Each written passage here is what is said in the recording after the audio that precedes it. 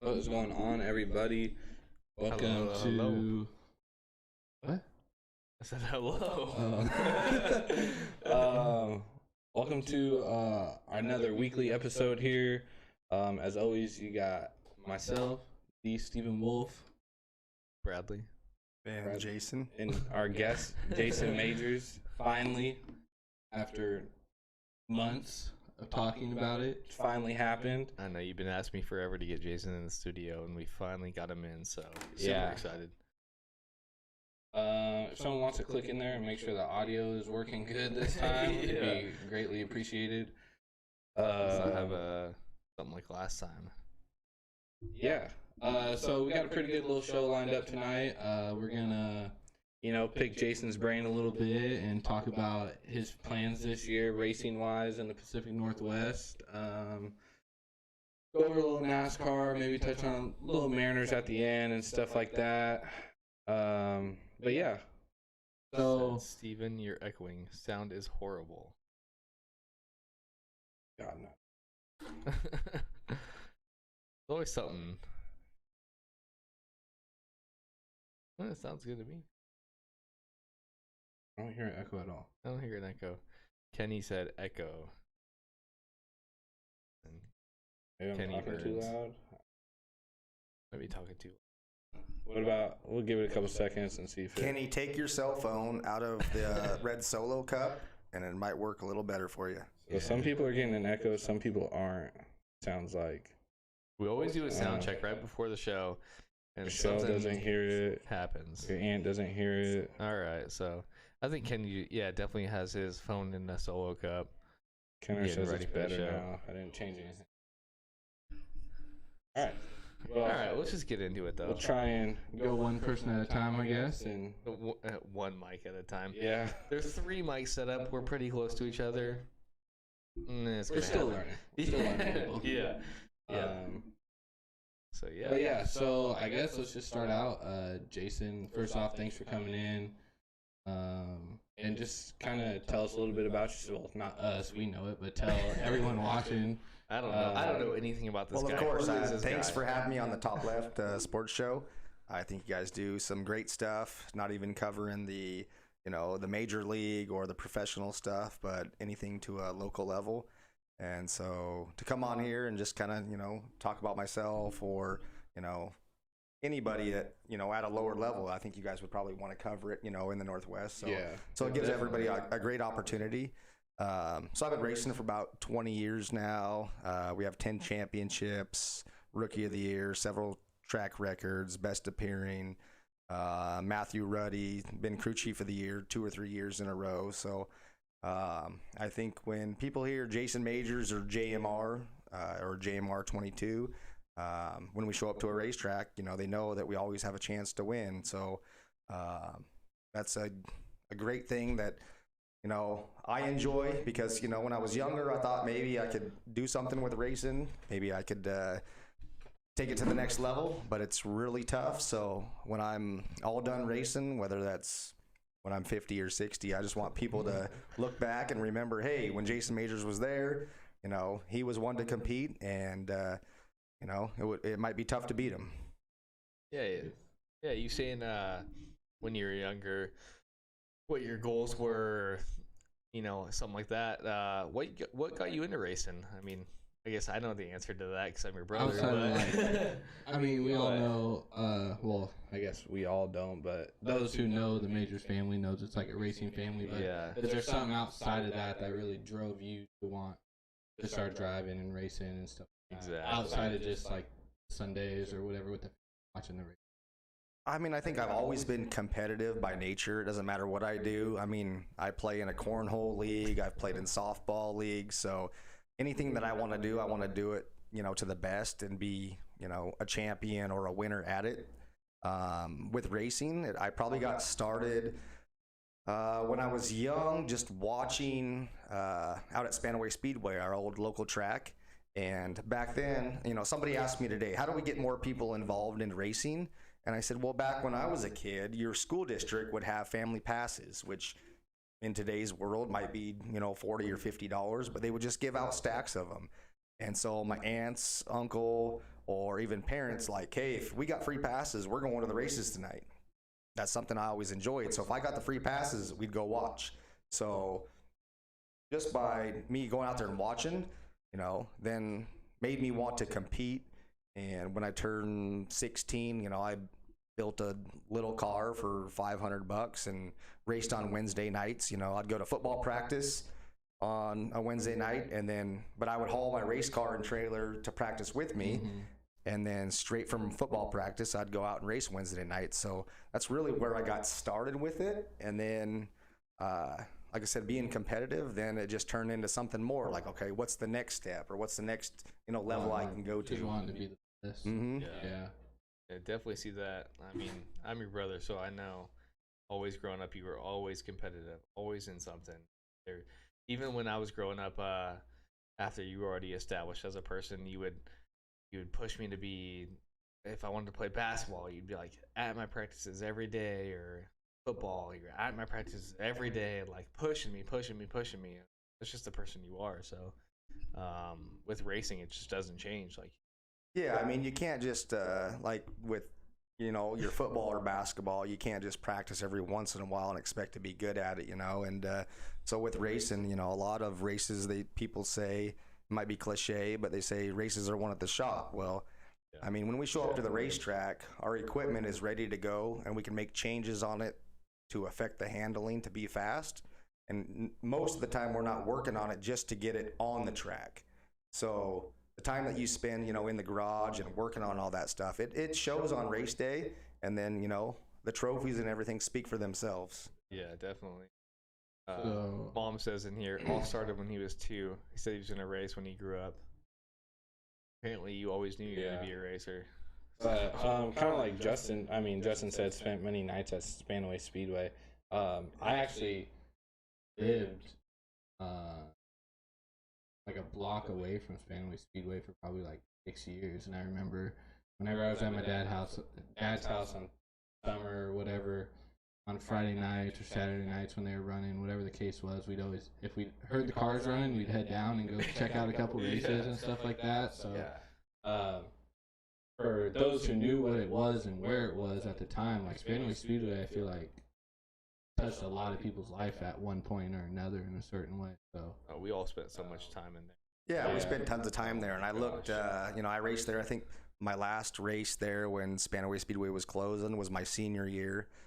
One of my senior project was actually building a race car and racing it in a 300 lap enduro race around Thanksgiving time, probably in the cold.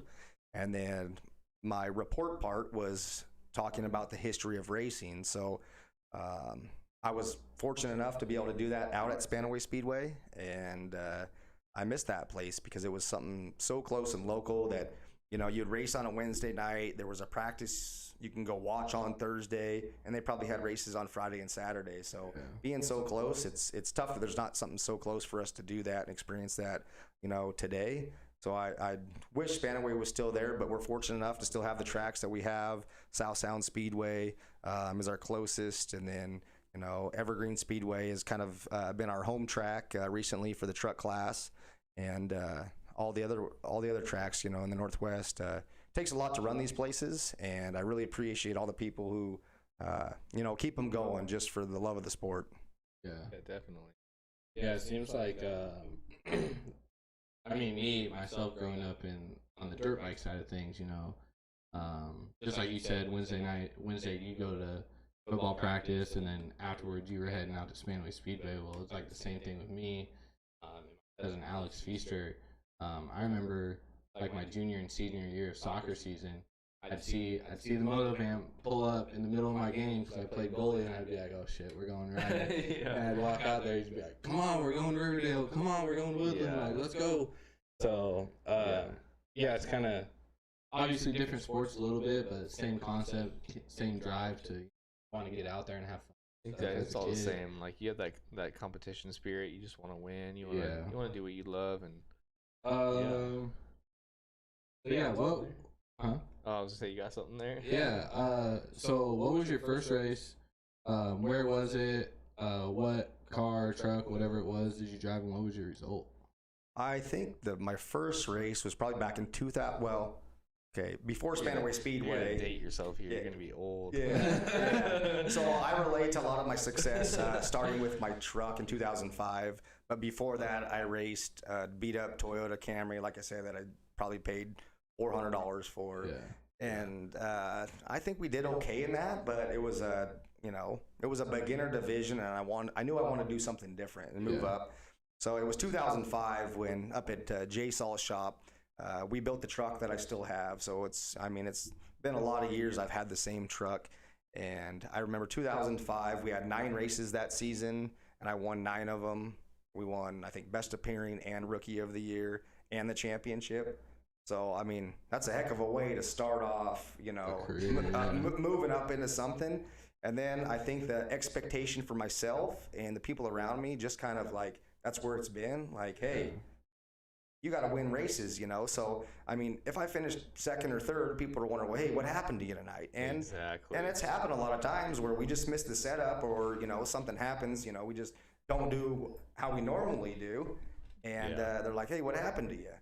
So I would say I think we won the championship in that, maybe 2 years in a row, a runner-up. And, I mean, I took a little break for a year or two as well, but, you know, in the last 20 years, we've been able to get, you know, 10 championships, whether it was, I raced a little figure 8 car down at South Sound Speedway, which was totally new to me. My truck, I've raced it against the Mustangs in the mini stocks and won a championship in that.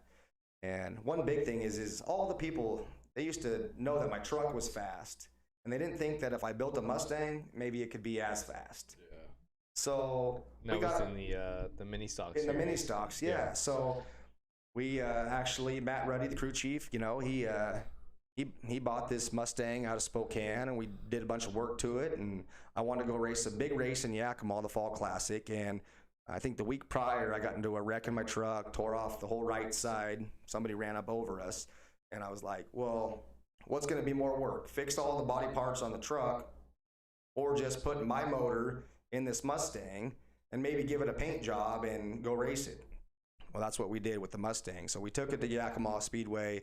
I think there was probably 70 cars. We were putting all the graphics on it, you know, after practice. And we ended up winning that race. And that was the first race that, you know, I have ever sat in that car before. And we were tempted to give up because we were on old tires, came off sideways, it wasn't running right. I said, let's just go in the stands and, you know, drink some beer. Well, we ended up winning that race and winning the championship in that car the following year. Nice. Yeah. And that was so you got 2 mini stock championships after that. Yeah, so I think we won 2 championships in the Mustang, and then 1 mini stock championship, but racing the truck against the Mustang mini stocks. And so, I mean, obviously the truck is my baby. We took it out a few weeks ago, did really well with it. That's something that I tell my family, hey, if something happens to me, I want to be buried in that thing. That's my baby. Yeah, you've been racing that truck for over 10 years. Yeah, it's been a long time. And then the Mustang, it's been pretty good, but I have a driver, Casey Garber, out of Spokane, that he's very talented behind the wheel and setups and working on it. So I've got to experience just watching him drive that thing a few times this year, and me just sitting in the stands or spotting for him and being an owner. And that's something totally different for me. I've worked on stuff before, raced other people's stuff, but to watch, your car go out there and race and try to help out is, that's tough. Different. Yeah. Does that give you like a whole new level of anxiety that you never had before? It does. I mean, these cars, you could just say you got probably $20,000 or so into them, and then you're just trusting that into somebody. But like I said, Casey Garber, I've trusted him. He's done a lot of upgrades and work to it, and I know he's a super clean driver. So Casey's a good driver. It's been fun to watch him. I know he's gonna get some speed here soon. We've had a few hiccups, but everything's kind of new to both of us. Me being the owner, him being the driver, and a new car for him. So. I'm excited to watch him do well, and I know he will. Speaking of some new drivers, we got a new driver coming out of the family this year, don't we? Mr. Matt? Yeah. Is he supposed to be driving? Yeah. He's a couple races this year. So at our shop, we have 3 trucks. We got Jerry Buell, which thank you, Jerry. He does tons of help with the motor stuff, putting things together. Always has the miscellaneous parts that you need, knows how to get them. And so Jerry's truck's in our shop, and then my truck, and then we've been building one for Matt, getting close on it, and then the motor that he had, we put in there, and it sat for a little while. We got a stuck bearing in one of the cylinders, so we got to pull it back out, take a look at it, try to get her back together for him. So what's the timeline? You think he's going to be able to get out sometime this year? Depends how much we want to go work on it. Yeah. He's had that truck I'm for sure about he's probably itching to get out there at this point. Yeah, he's had the truck for about 2 years now. They've been working on it, like nonstop the last couple months here, but and we were getting next year going for something. So with that truck, we can go run the South Sound mini stocks with the Mustangs, their local show, so we can just get some seat time. I mean, I think that's a big thing for him, just get some seat time, and because if you run 3 races in the truck series, you give up your rookie eligibility. So I don't think that we'll, we don't want to run that many truck races, but we want them to get some seat time because, when we do get the truck out, we want to go all in. We want to win Rookie of the Year. We want to, do well in the points and win some races and stuff. So yeah, he's been a great crew chief for over the past, I don't even know, 7 years, 8 years, but getting him in the truck is a little bit different, and getting him some seat time, getting figured out what he likes, what he doesn't like, and then, well, I could explain it like this. Let's say that when you were a kid and you were driving somewhere, you knew how to get there, right? Yeah. But then when you got behind the wheel and had to drive somewhere, you're like, how do I get there? Yeah. So Matt's been there and helped, and he knows what we need to do to make the truck fast. But then when he gets behind the wheel, is he going to be able to relay, the same information back, like, hey, this is what we need. So it might be a little learning curve, but I think he will do well in it. Yeah. No, I'm excited to see his truck out there. So with that being said, is that something you're kind of more leaning towards in the future? Is like maybe getting a couple more like vehicles, whether truck, car, whatever, and kind of, you said you already got one car that you got someone driving for you. Is that kind of the goal, like a side goal for you? Maybe get a couple more drivers or something like that, or? I mean, I think it's cool to have something to be on the owner standpoint to watch. I can go to the racetrack and watch something and have fun, but then if it's something that I could be racing, at some point in that day, I'll be like, man, we should have brought our car here. We should have brought the truck here. I should be racing. So it's kind of bittersweet, like I enjoy going, having fun and watching the races, but at the same time, if I don't bring my car or truck to race, I'll be kicking myself, like, oh man, I should have done this. So to answer your question, I mean, maybe have something else of mine that somebody else drives, but later down the road. I mean, I'll definitely, like I said, race my truck another time or two. This year, losing our dad and stuff, you know, the races the last 3 years, that's what he looked forward to. And so even if I maybe didn't want to race, I just went and did it for him, you know, and that's what motivated me. So I didn't get to elaborate in my speech, you know, when I won, you know, last weekend or the weekend before. Yeah, we posted that on the So I didn't get to elaborate, but my motivation to race hasn't been as great because, you know, because he's not physically here with us. So that's been a little tougher for me. And I've talked to a lot of my sponsors about that, and they obviously understand. They've backed me for a lot of years. So even if this year I race, I don't know, 3, 4, 5 times, I mean, that'll be good. But I'm not going to chase anything for points, because when you're points racing, it's like every other weekend, whether it's across the mountains here or there, you have to be at the shop 2-3 days a week. You have to make sure, you know, everything's good, because the point systems that we race in, they're structured so tight that, I mean, if you missed qualifying, that could be the difference between winning the championship and not. And so there's a lot of stress. So this last weekend when we went to race, I mean, essentially there should be no pressure because I'm not racing for points. But yet again, my whole family was there. This was the first race without dad. So there was kind of a lot of pressure, you know. So I think maybe next one, whichever one I choose to do, there won't be as much pressure. But between the Mustang for the mini stock division that Casey's driving, my truck, and a couple years ago I bought a dirt car to race. That was going to be my next question. And so I need to get that thing out, because I want to do something totally different that I haven't done before, that I have no experience in, just to go see how I can do, you know, just a new challenge, something different. And I hope we'll probably get it out 2 or 3 times this year, and then maybe run for a points or something on the dirt next year. But something totally different, because the truck class, you know, we have 7 championships in it, and the trucks seem to be a great division for people to start in or to move up into. And I don't want people to be discouraged or whatever, you know, because we show up to the race last weekend late, missed the first practice, and they're like, "Oh, we didn't think you were coming. We thought maybe, you know, we had a chance tonight." So that's what I was gonna say. When you see that truck pulling, it's like, all right, like even me coming to the races, like we try to go to every single race that you do. Obviously, you're my brother, and I want to watch you race, but you go there and you're like, Jason's gonna win. Like, it's just gonna happen. Like, that truck is set up so perfectly. Matt sets it up so great. You obviously spend a lot of time in the shop to make it perfect. And I don't know, I've watched you for so many years to where it's like, if you don't win, it's obviously because something happened to where it made you not win. So, yeah. I mean, getting you into something like, I was to say, like, the dirt car is going to be the next question I asked was, so that's something way different. You've never done that before. So that's going to be something good to watch out of you, is how you adjust to moving into that type of I know nothing about the dirt. My dirt car is at Chris Green's shop, which, thank you, Chris. He's done a bunch of work to it.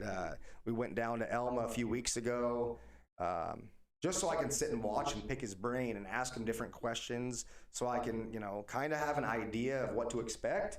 But it's still, like I said, the track changes all the time, so and different. you know, and I wouldn't even know one thing to do on that car.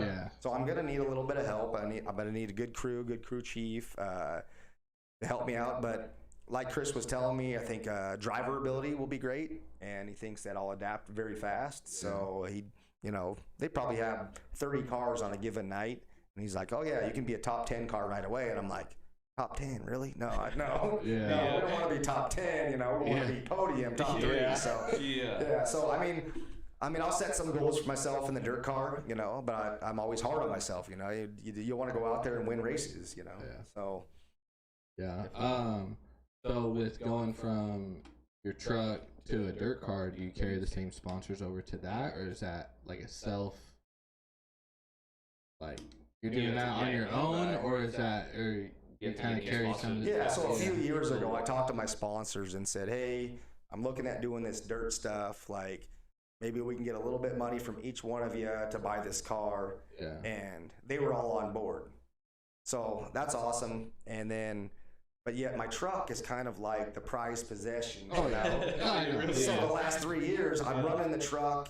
I mean, you win a championship, and then your sponsors are like, "Oh, we're going to go for 2 in a row." I'm like, "All right." So we win 2 in a row. And then they're like, "You're going to go for 3 in a row." And I'm like, "Okay." So at what point do you just say, "Hey, all right, Let's just All right, stop Brady. and All right, let's Brady, move. that's you know? enough. Exactly. Yeah. Go play for the Buccaneers. Go even race like dirt. Right. Oh wait, here we go again. Even like before like the last 3 championships, like he took a couple years off, did like the mini stock thing or whatever, and Yeah. like it's like you get back in the truck and it's just like, like Oh, like I don't know, I'm so biased because I'm his brother, but like going out there, you're like, Jason's gonna win.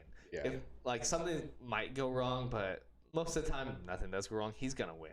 Well, not even So it's being like- your brother, seeing like your Snapchats or you guys posting or mom sharing the live stream, like, oh, here's Heat 1 or whatever. It's like, all right, when am I going to see the podium screen? It's like, when am I going to see the pictures? Exactly. When's this one coming? Let's see what's up now. So seeing you go from the trucks to something that I've never seen you in before is gonna be, I mean, great to watch, obviously, but like I'll be like, man, like why is Well, better be in first this time? Like, Right. Why is it so slow? Yeah, Why is it so slow in that thing? like I hope like the skill transitions, which it should. I mean, there's a lot of different things that go along with like dirt racing from asphalt racing, obviously, but Yeah. like I don't know. I'm so biased. Like, I mean, I think, like- I even had some critics because of my truck. I didn't work on it much this winter, right? no, Weird. not at all. I was at Dad's house all the time. I was doing other things, and it was probably Wednesday or Thursday night at 10 or 11 o'clock that, I text Matt and said, we should just go race this weekend. We should race the truck. And he's like, Hey, you texted me at like Thursday, like, hey, I'm going racing at Evergreen. Are you gonna Yeah. come? Like,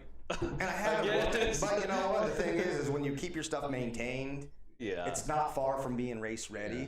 So I went over Friday night before the race, was there, for 6 or 7 hours, worked on it, went back Saturday, loaded up, went up to the racetrack, and it was, like I said, we missed the first practice, which was fine, but we still set fast time.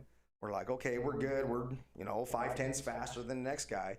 The heat race, 8 laps, half the trucks. It wasn't quite as good as we needed it to be because the tires, we couldn't get the tires to what we wanted them to be, right? yeah, And so I said, well, we can't make it any worse. Let's just try some stuff we've never tried before. yeah, And it paid off, it did. definitely. It paid Yeah. off. yeah. Like 6, So 7 laps in. even though you've raced some of these tracks probably, hundreds of times or ran thousands and Evergreen. thousands of laps Yeah. on these tracks, I mean, you're still learning new stuff that could potentially give you better edge. different Oh, yeah, Yeah. for sure. Yeah. Sometimes, we're just good enough to be better than everybody else. Yeah. But we can be even better. So Oh, yeah. when other people step up their game, then it's like, oh, well, we better do this because we want to be this far ahead of them. We don't even want them close to us. So Oh, yeah. it makes you work a little bit harder. Yeah, even like this year, there's been like a couple new trucks that come into the scene or whatever, and like you don't know what they're gonna have, capability wise, and like, all right, so what do I got to do to edge this truck out or this truck out? Right. Like you said, there's just it's just like a series that invites a lot of new people in. So every year there's a lot of new people. So like, if I have my truck the same every year, obviously it's not gonna be the best every year. Right. You got to keep evolving, keep evolving. That's just the same with everything. Right. Yeah. So, what's your most memorable race? Or Win. if it wasn't just a race, like what's your most memorable? I mean, there's probably racing. like 3 different ones. I would say just coming out for the very first time at State Line Speedway, my rookie season, and winning that first race. Yep. That's probably a big one because that just kind of, gave me that momentum or confidence. Yeah. And then when I got into the Mustang, something totally new, Yakima Fall Classic. Fall Classic, always a huge weekend. They call it Big weekend. the Super Bowl of racing, right? Yeah. At the end of the year. Yakadega. That's the big one. When we're, like I said, you had 50 cars enter there and a car I've never drove before. And we were able to get that win. That one was big. And then obviously last weekend, the first one without Yeah. Dad there, being able to make the family, fans, everybody proud and dedicate it to him, give a little speech. Yeah. I Yeah. think that those are probably the 3 biggest wins so far in my career. That last one was a huge win. I walked down after I knew he was gonna win. I walked down like 2 laps ahead to meet him at the podium, and I just gave him the biggest hug ever, just because. I mean, For, so it was, yeah, I mean, we've never actually talked about this on the show, but yeah. I was gonna say that. so That's Dad it. passed away a few months ago. That's the time I took that. We took Yeah, that. we took, like, hiatus. It was 3 like 3 weeks off. We weren't really even posting anything. Yeah. and like you said, it was your first race back and stuff like that. You were able to come out and win, and even just like watching it, like I forget who shared it. It was probably your mom, but shared like the podium speech or whatever, and did, like you could barely hear it, but you could hear it enough, and like it even caught like a tear in my eye. Like, that's sweet. Yeah. Well, it's just like the biggest thing is because like Dad, like in the last, ever since I can remember, like growing up as a kid, me and Dad always drove over in his Toyota Celica to whatever race, and then his Mercury Cougar in every race. Like we had like the best times. We always went to Jason's races. We always slept in tents.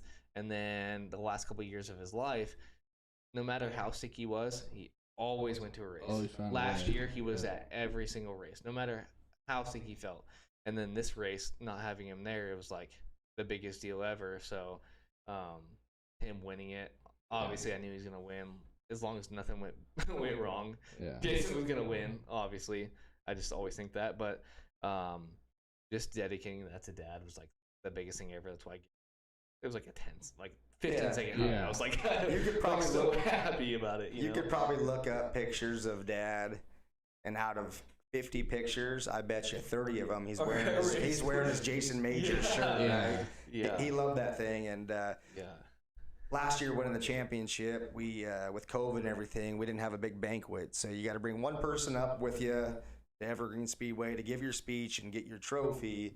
And this was back in December, January, and Dad probably wasn't feeling very good, but he took the hour ride with us, or with me, and I still had to go get my tux, so we sat in the car, and he was able to be there and watch me get my trophy and all that, because I know how important that was to him. So that means a lot to me. Definitely. So that's why I was like, that's a super big deal when you won the race last weekend, and that's why I posted it on our show. And I know, Steven, you're going to ask earlier about how maybe last year COVID and all that affected us with racing and stuff. And we missed a few races last year because of COVID. They were canceled because you couldn't have fans. You couldn't have that many people at the track. But at the end of the day, it probably worked out almost better for us just because Evergreen Speedway got a deal with CW11. Mm-hmm. So that's how, if you can't have fans in the stands, Now on Sunday at 5 o'clock, you can turn into Channel 11 and you can watch the last week's race. So that's probably gained me a bunch of sponsors just because, how much does a commercial cost on a local channel? I don't know, 20, 30,000. I don't know. And so, 10 seconds maybe. So if we're up there in the winner circle and I can shout out all my sponsors and then they can watch it on Sunday or tell all their customers or whoever to watch it, and we have some great sponsors. Vicky Smith, she has over in the Tri-Cities, has a truck stop, the Desert Food Cafe. She's been great for not only my truck, but the mini stock series. Apex Brake and Muffler, my Dodge broke down, the steering broke a few weeks ago. They fixed it. I just picked it up today. Well, how did I get it there? Green's Towing. They came out there on the rollback and hauled it there, for me. Popeye Energy, has been a great one. So a lot of my sponsors, they haven't only been sponsors for me for the last few years, but we've made a friendship, created a friendship. So, and they believe in me and they know, what I have to offer them. So it's been really good working with all those people for a long time. Yeah. Who was your very first sponsor? Like legit first sponsor. I want to say Gaming Auto, but I don't know if that's the first sponsor. No, that's the biggest one I remember. I had a tire company in my old little beat up car, a Washington used tire. They might have gave me some wrecking yard tires. With my Aunt Cheryl or Aunt Cindy, or both of them, they, my little Roadrunner car back then, it might have cost you $5 in gas money for the night, but they might have gave me $5 or $10. And then, obviously, my Uncle Darren, he was the one who, Uncle Darren. when we had the race truck and stuff, he had the motorhome, the trailer, he towed us so I could sleep the whole way there. Might have been hungover from the night before, so he would pay all the gas money and have all that. So. I think that family was probably my biggest sponsors when I first started. Yeah. That's a great answer. That's a great answer. All our family's watching right now, too. Yeah, so. it's probably it's true, though. But it's true, though. It might have been a five. Like, here's you know, Aunt Cheryl would say, here's my gas card, fill your truck up so you can tow your stuff. Or Aunt Cindy might have said, here's, you know, $10 to fill your race car up. Yeah. And Uncle Darren says, I'll tow you there. So, Yeah. you know. Yeah, I remember seeing the open trailer with Uncle Darren like for years. Years, yeah, it was years. Uncle Until Darren I had would take you a truck everywhere. big enough to pull, you know. Yeah. So it worked out great. So pretty much the next fan question I had is, who would you say has been like your biggest rival? Oh, rival. Biggest rival. If there is one, Well, no, I mean, in my head. Yeah. without bashing anybody. Yeah, no, I've had a few rivals. Pete Brady. Yeah, Pete Brady in the Ford truck. He's one of them. He's still super current right now. Yeah, so Pete Brady in the Ford even raced truck. in the last- We still race against each other, and you know we go back and forth. You know, he might win one, I might win one. But I think as I've got a little bit older, you know, he's always been like the gentleman. Hey, I'm just here to race to have fun. Yeah. You know, when I started, I'm 22 years old. I'm racing. I'm here to win. I'm not trying to just have fun. I'm not trying to make friends. You know, it's like we're here to win. So if I got to bump you to get you sideways or whatever, you know. Yeah. So he's been a big one. We didn't get along, you know, years ago, but the last 5 years, I think that, you know, kind of come around. And now for me, it's just, yeah, it's fun. I still want to win, but, you know, we get along. A big one back in the day, Bart Sr. Oh, yeah. So That if was my Bart next one Jr., on if the you're list. watching your dad, when I came off the track, he either got a thumbs up or the middle finger, and either he was like, "Hey, good race," or he was cussing you out. But he was just hard competitor. You know, he was he still is a great racer. You know, and his son Bart Jr. is a great racer as well. And he made it tough to pass. And but yeah, I would say between Pete Brady and Bart Hector were my two biggest rivals back in the day. Today, I don't know if I really have a big rival today. Yeah. Yeah, you got a lot of people coming up in the truck series right now that want to take the position you're in, but not like rivals or anything like that. Like a lot of respect between. Yeah. And, you know, for the last 4 or 5 years in the truck club, too, I'll offer any setup notes or any help. I want to see everybody be competitive. I want to help people out, you know. I want people to be competitive. So, I mean, I can only help people so much, though, you know. Like, I can tell them everything that I have in my truck. If they don't listen or if they don't work on it at home, I mean, that's something that I can't. on them, Or I can't drive it for them either, you know. That's what I was gonna. That was another question I had too. Is like, as you've seen yourself be, I guess, more successful than others in the truck, have you seen people try and come to the tracks kind of with like similar setups to like what you have, or? Yeah, so I mean, great example. The other truck that's in my shop, number 55, Jerry Beal. His truck's in my shop, and I think he raced a little Rabbit mini stock for a lot of years, and he asked me to race his truck a couple times, you know, 5-6 years ago. I took his truck, and I think 2 or 3 races that I raced his truck, I won with it. After that, I said, Jerry, don't touch it. It's good. Just learn how to drive it. Yeah. And I think he won his first race, and then a few after that, just based on, hey, just driving what I set up for him. And I was at the track with him, too, and saying, hey, you need to do this in this corner. I see you doing this, you know.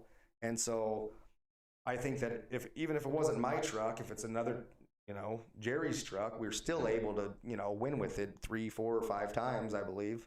He won a championship.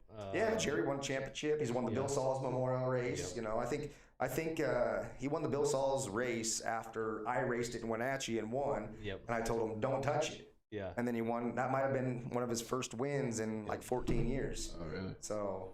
Get a question here from Travis Paxton. He says, "When's the next race?" So we talked about how you're doing a limited schedule this year.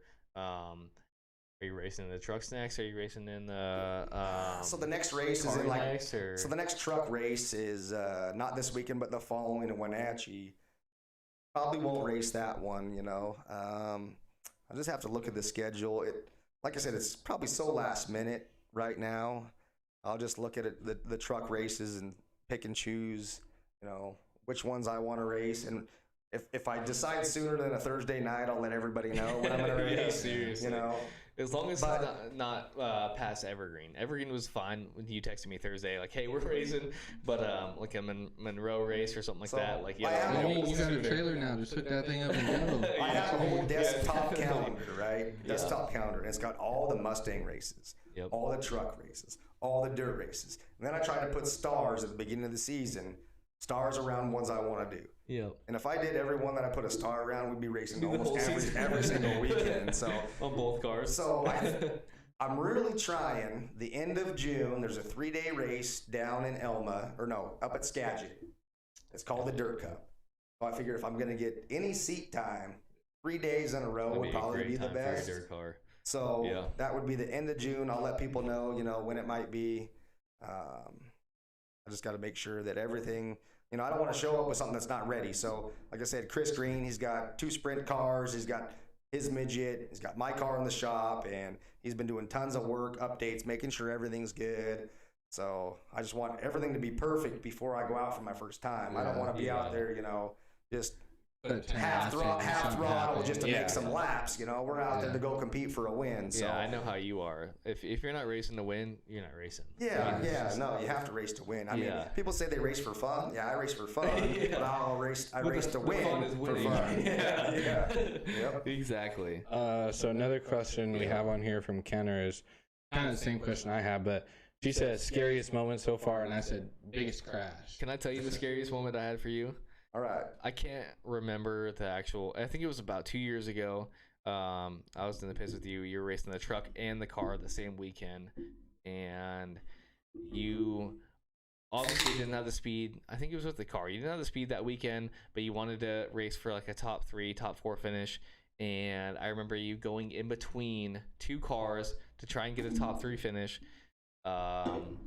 Smacked into both of them. You spun out, like, big deal. Obviously you didn't get hurt or anything, but like I was like, that's the biggest. Right. Like where I was like, oh no, like let's not ruin the car. Like I'm never worried about you. Like you'll be fine. Yeah. But don't ruin the car. Yeah, so I remember that one very vividly. Evergreen. It was probably maybe the last lap coming to the checkered flag. It was. And yeah, I was trying to make a move to get myself on the podium to finish 3rd place. Yep. And I think I got a little help from behind from Lane Sunholm. He had somebody driving for him, and I think that Lane was on the radio telling him, hey, don't lift, and kind of shoved me a little bit sideways. I went down in the dirt and then came up on top of another car. Yep. After I came off top of that car, I went sideways, and then somebody came across the front of my car and hit it. Yep. Yeah, that's the exact race I'm talking about. So that to me wasn't that scary. It happened so fast. I don't know. I mean, it might be up there in the top 2 or 3. Yeah. I remember there's a racetrack, Port Angeles Speedway. It's no longer there. Oh man, that's a throwback. I'm not sure right what there. it is, but that was a flat, bumpy track. I was leading the race, and something in the rear end broke and locked up. So I was going in, probably turn 4, it locked up. It sent me backwards off the track. I flew off the track, landed on a big old, semi-truck tire, and the safety crew comes out and says, you all right? I said, oh yeah, I'm all right. I mean, hitting backwards, it wasn't that bad. It was just like it happened so fast. And then the safety crew says, all right, well, get your helmet. We're going to continue racing. They had no tow truck there to pull us off the tire. We're stuck on the tire on the back straightaway. And I said, no, I'm not going to leave my truck here for the rest of the race. So what do we have to do? I think that we had the trailer and the winch. We had to pull it off the tire, drag it up on the trailer. Yeah. And they ended up just calling the race because they had no tow trucks there. But I think that's probably one of my worst wrecks. As far as being like nervous about something, I think I was probably like 24 years old racing the 5/8, which is now I think the 3/4 mile Evergreen. I thought it was cool. You're going fast. It's a huge track. For us trucks, it's probably like Daytona. It's full throttle. You barely let off and get back on it. Thought it was cool. 5 years later, maybe I'm like 30 years old. I got to go race the same track again. Now in my mind is like, oh, I hope I don't get wrecked. I hope everything stays together. If I wreck, it's going to hurt. It's going to be bad, Just tells you how when you get older, you get a little mindset reserved, Yeah. So, yeah, I mean, everything went fine. I think we still finished top 3 that night. but it was always in the back of my mind, like, oh, I hope nothing goes wrong. A little backstory on that. I think the Port Angeles race you're talking about.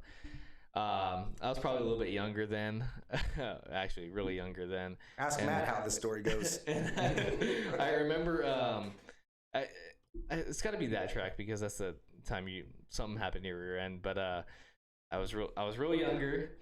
Jason wrecked out or whatever, and then after I said, Jason, what happened? Like, I don't know how old I was, but Jason, what happened? And he goes, I broke something in the rear end.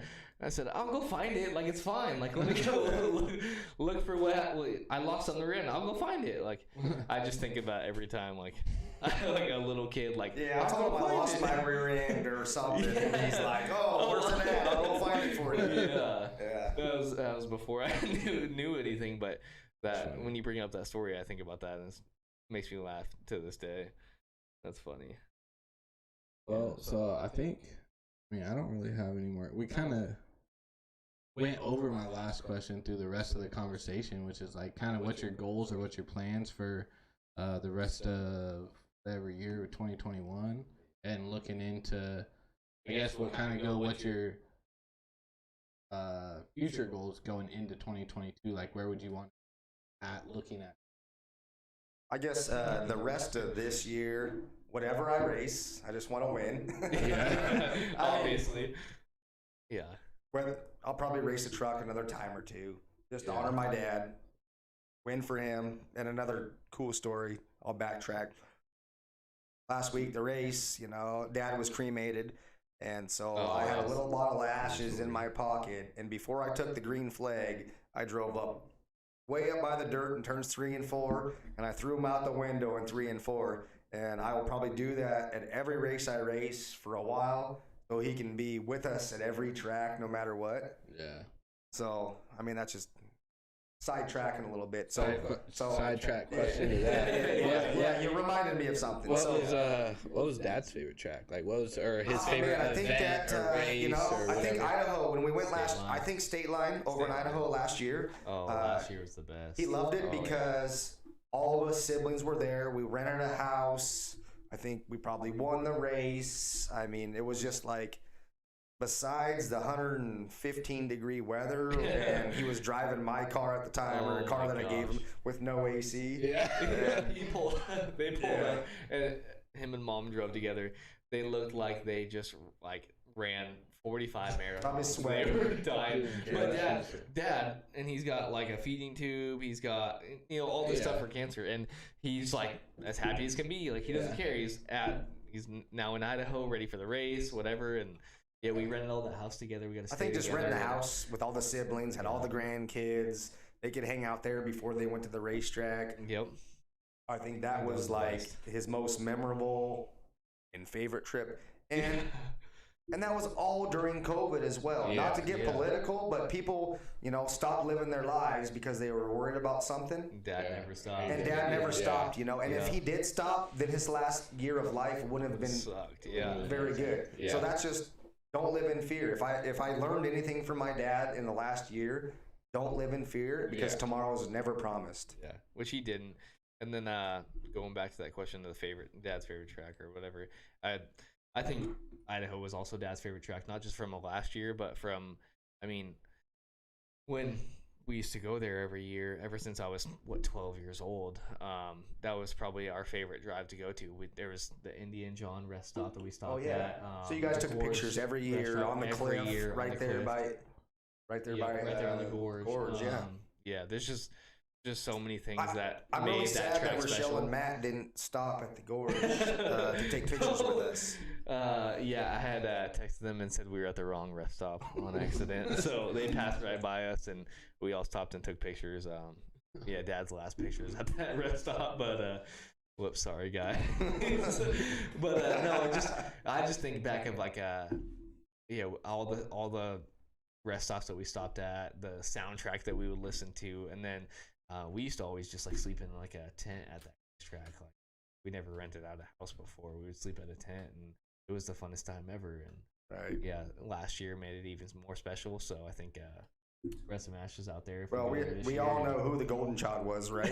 Yeah, we know who the golden child was. Obviously, Jason. If you went to Dad's house, there was a shrine of Jason just for all his racing I think pictures. that Dad had one whole room just of all my racing stuff. Yeah, definitely. Yeah, and I got all that stuff boxed up in my house now. ready to put on a mural for Dad because that's what he loved. All right, to follow up your other question, what am I going to do? Back on track. Back on track. Back in 2022, what am I going to do? Well, I really hope to get my dirt car out 3 or 4 times this year, get a little seat time, and then maybe just commit to that for a full season the following year. So, I mean, Galen and Carla Stewart, they're the series promoters, and they'll text me all the time, hey, you come? And I feel really bad. I've had this car for 2 years, and, you know, obviously more cars at the track, the better purse, you know, the better show. And so I feel bad that I've had this car for so long, but I don't want to bring something out when I'm not ready. Yeah. So 100%. I think that, you know, 3, 4, 5 races this year in it towards the end of the season, and then next year, that's all it's going to be is the dirt stuff because I have no pressure to race my truck next year. You know, it's like we're not going for 5 championships in a row. We're not in the points in it this year. You know, we can do something different. So I think that's probably the way that we will go in 2022. I like it. Yeah. I think that's I mean me. I've been to a bunch of like World of Outlaws and you know gone out to Elma a bunch and stuff as a kid and sat on the fence with dirt bike goggles on and dirt and stuff. So I personally love dirt racing and stuff. So I'm excited for you to get to do that, get your feet under you, and go for another chip and make my way out to Elma. Watch you and stuff like that. I'm excited for the difference that's going to be. I mean, even if it's not a championship the first year, I mean, that might not be my expectation. You know, I've done that with the Mustang and with the truck. That might not be my expectation, but let's say rookie of the year, you know, and let's say, you know, get some top 5s. I need to be realistic and not so hard on myself. But at the same time, I mean, you have to set some goals of what you want to do. I think it's going to be cool seeing something different. Like, I know when we go out on the asphalt on the truck, like, Jason's going to win no matter what unless something happens, like, random with the truck. And that's why Rochelle would say, like, the truck races are fun because we know you can do well. But when we're racing the Mustang mini stock, the competition level was so much higher that, I mean, just to finish in the top 5, you'd be great to do. And we were fortunate enough to win a few races and win 2 championships in that deal. So I think seeing you in the dirt is going to be even more of like a fun for me to watch, but anyone that follows Jason would be fun to watch. Everybody says once you go to the dirt, adjust to that. You're not going to want to go back to the asphalt. I mean, imagine driving in the snow, right? Just drift around corners. And that's what you get to do in the dirt car. It'd be fun. You know, so I mean, I'm excited for it. Like I said, Chris Green, he's probably going to be the crew chief, and his family, his dad, he said they would dedicate time to working on my car as well. That's where my car's at. It's at a LeMay shop, right? So I know he's very smart, and he'll lead me in the right direction, help me out. And maybe at some point in a year or two, then I'll learn enough where we can go out on our own. But for right now, man, I need the help, and I don't want to be slow. So I could show up to the track right now and not know what to do. I don't even know, you know, how do I even start this thing? You know? So definitely. But just like you said earlier, someone can set it up for you, but you still gotta drive it. Still gotta drive it. Driver ability is a lot. I'm sure you'll. I think we'll be all right. I mean, I feel like if you were that unsure about it, commit to it so early. Right. I mean, you're already talking if you get a couple good rides in right now. Ahead to 20. I mean, your experience will play over. You're a smart racer, obviously, with all the championships you want. I think fun to watch. I think we'll be all right. Yeah, I think we'll be able to compete. It'll be fun to watch. You get to pull some tear offs and stuff and do stuff a little I know. I'm like, I need to get tear offs on my helmet. Can't see nothing. No, tear that one off. Kind of leads into the like your dirt bike world. It's a little bit different, but it'll be fun to see. But yeah, I don't really have. I mean, I don't have any questions for you at least. I mean, Like I said before the show, I can ask questions, but I know all the Yeah. answers. So like, I wanted you to ask the questions that you wanted to know. I think we got some very broad, generic questions out there that a couple in-depth questions as well. So I would say this: you could ask like, "What's one thing that some people don't?" Okay, so what's one secret your family? No, doesn't if we know? win a race, what's the tradition? If we win a race, what's the tradition? I could tell you the tradition, but what do you think the tradition is? Shot or something. There you go. When we win a race, we all take a lot of shot pictures. so we take a shot of Fireball of us drinking it. Yeah. And you know what? We've been looking to change up the shot for a while. But we need to sponsor somebody who's going to provide that for us. So if there's anybody on here that knows anybody with a distillery or anything, what could we change the shot to? You know? Yeah. Yeah, we've been using you provide it to us, and then we'll put you on the race cars. But yeah, definitely. Speaking of sponsors, is there any sponsors specifically you want to shout out tonight, real quick? Oh man, I think I said Vicky Smith. She's been the biggest one. Green's Towing, Apex Brake and Muffler, Popeye Energy, John Reed, Image Auto Body. Gosh, usually have a whole list. You kind of shouted out everyone. Yeah. Or a lot of people at least like just throughout the show. Keystone Directional Drilling, Kenny Bird. It's because, I've had the same sponsors for so long. Yeah. So it's in my mind, when I go up to give my speech, I need to say this about this one, this about this one. Yeah. And if it wasn't for all them, then I couldn't be doing what I wanted to be doing. There's been several years where it's not much money out of my pocket to go enjoy what I do. Yeah. Because they've helped out so much. So, but that's why we're able to have new tires and the best shocks, the best motor, the best this and that, is because my sponsors. And I said my sponsors, they're not just sponsors, they become friends. I told you, my Dodge broke down, one sponsor towed it, the other sponsor fixed it. I picked it up today, and it was like, didn't cost you anything. Like, hey, this is what we do for you.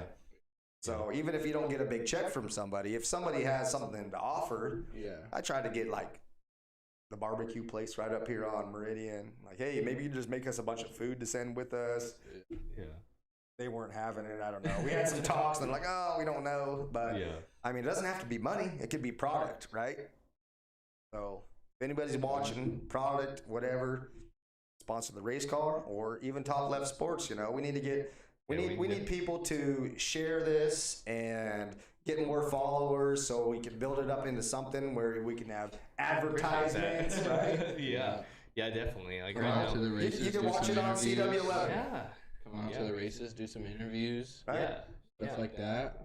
Take some footage, like you said earlier. Get a GoPro on your truck or something. Play some footage during our show, stuff. Definitely. So I got ideas, I try to, Yeah. We'll get there. And I told Bradley too, I said, I want to wear his hat for my interview. I told him I was going to switch hats. My hat was all greasy and all sweaty. But I said, so I could say Top Left Sports in my interview, and it's on CW11. 2 million potential viewers, correct? Yeah. But I could say it. I could say it, but sometimes people need to see it. They need the visual. I'm a visual person. So if I saw Top Left Sports somewhere on a hat, on a shirt, or anything, you're watching Channel 11, you're like, oh, Top Left, what's that? I'm going to look them up. Yeah. Well, that's why I need a hat, Well, sweatshirt, whatever. in my defense, I gave your brother your hat probably 2 months ago. I see him all the time, and I keep forgetting to give him his hat. It was his fault because he didn't want to trade me. Yeah. He had your hat before we sold out of hats. So he's wearing the hat right now. It's backwards right now, obviously. Yeah. But so we're at the race, and he's like, "We'll be on the CW11. Like, let me see your hat." Like, okay, yeah, we'll switch hats. So I switched to his greasy ass hat. It stunk so bad. I didn't want to wear it. I was like, "Give me my hat back." Like, just shout it. Like, I didn't even say anything. But Steven, just think, when I did my interview and my speech that you saw, if I had a hat on like this, and people could have saw Top Left Sports. Yeah. I mean, they needed that visual, so you were worried about sweat, and you just gave up maybe 100,000 followers. It stunk so bad. So with that being said, I have been in talks the last couple of days with a couple different people about trying to get some shirts and hoodies and stuff going. Yeah. I got a vintage race here in a couple weeks down at Riverdale. Dino Days. I'm going to be taking a handful of shirts down there with me. A couple hats if I can get them in time and stuff like that. So some of the merchandise is going to. Yeah. I mean, it's not going to be the nicest like top line stuff, but I mean, the logo's going to start getting out there a little bit more. So that'll be good. When are you gonna stop changing your logo? Well, you always have to get a couple different things. So in the here. only We have reason one we logo. got a different logo was because I just wanted something different for the hat. So like my company PGH, most of our company hats are like the little logo in the corner. So I was like, why not try that and see if people bite on it? Because like some of our truck drivers have been like, oh, well, if you do something like that, I'll buy it. And I was Right. like, okay, so let me just kind of play with it and see what's up, stuff like that. So we'll probably do a small order of those and stuff. But I mean, this is our main. This is what we're gonna go with for a while, until someone wants to hook us up with something cooler and better. Yeah. Right. Yeah. So Yeah. there's only one piece of business left tonight, I think. Picks for NASCAR. And that's for me to pick the next winner of the NASCAR series. Yeah. So if you don't follow, we pick our. Actually, I don't think we posted who we picked. We didn't post this it week. last week. So he picked Chase Elliott to win NASCAR, the race last week at the Circuit of Americas. Chase Elliott obviously won. I don't know if you've seen Boom. that. All because of a rain delay, whatever. Gonna be He gets to pick first. He's up on me $10. I don't wait. yeah, Yeah. up $10. Yeah, you're up. You 10 were bucks. up 10. I was got up the 10. win, Yeah, so so now you I'm get so now he's up $10. So he gets to pick his driver first. I pick a driver. He picks a backup. I pick a backup. We're going to Charlotte this week. Yeah, Really? Charlotte. Yeah, we're going to Charlotte this week. So yeah, sure. Oh yeah, so Yep, I'm sure. all right, so I'll go. No, not MTJ. That's probably who Bradley's gonna pick. That's who he always picks.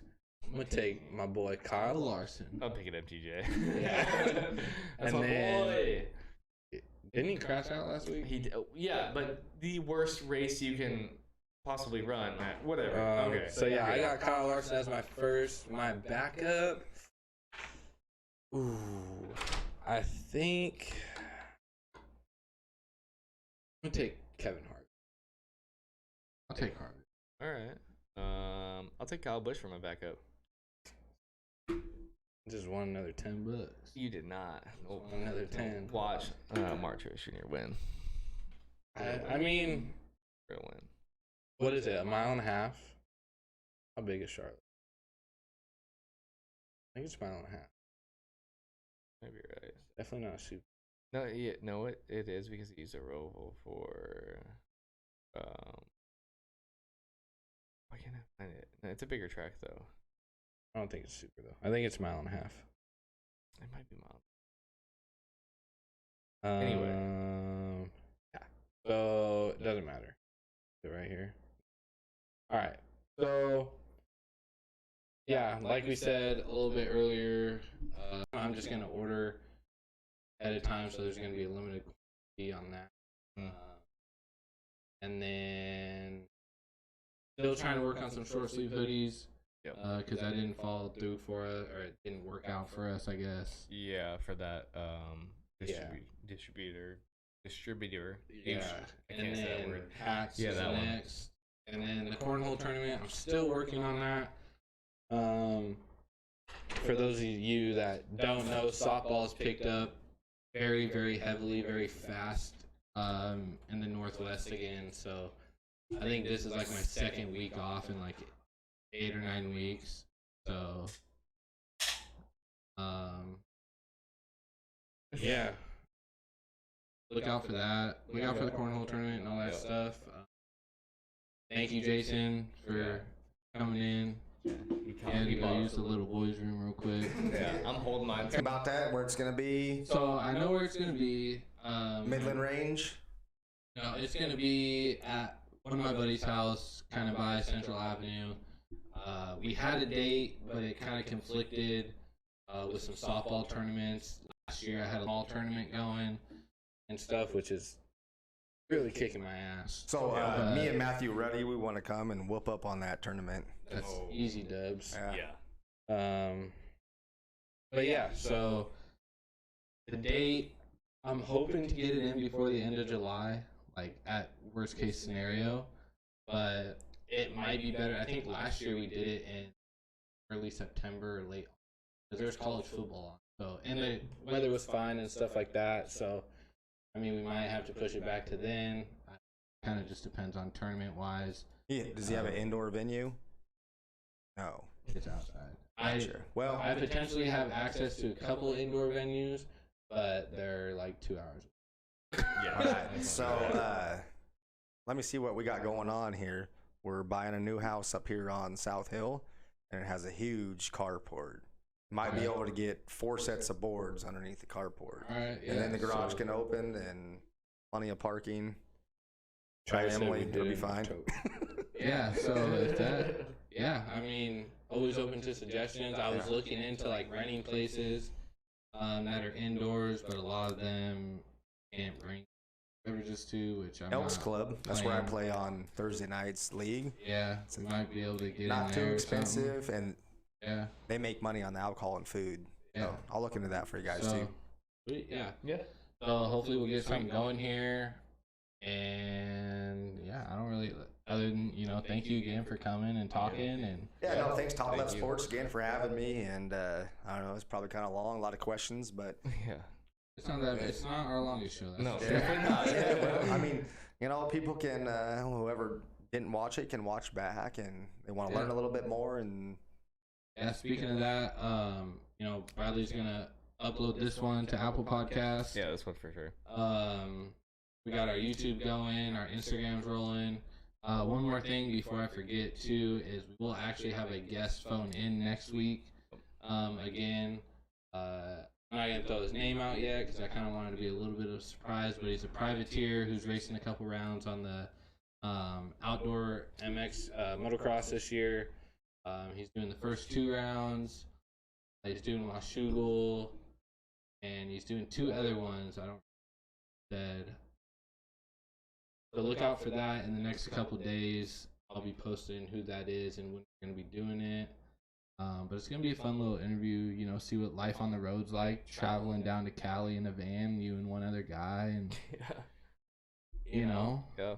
being a privateer, racing, getting to ride with factory guys on the weekdays and stuff like that at the practice tracks and all that. So that'll be a good little interview as well. At least next week for sure, maybe the following week as well. So I got Excited. one more shout out to give before we leave. Oh Ooh. gosh. Who's Mark it for? Bussey, he works Oh. with me. He asked me earlier. He said, "You better give me a shout out." So Mark Bussey, this one's for you. Hi, Mark. there you go. Well, Mark, there's a shout out. I don't know yet, but there it is. There it is. All right. Well, until next time, have a good one. Cheers.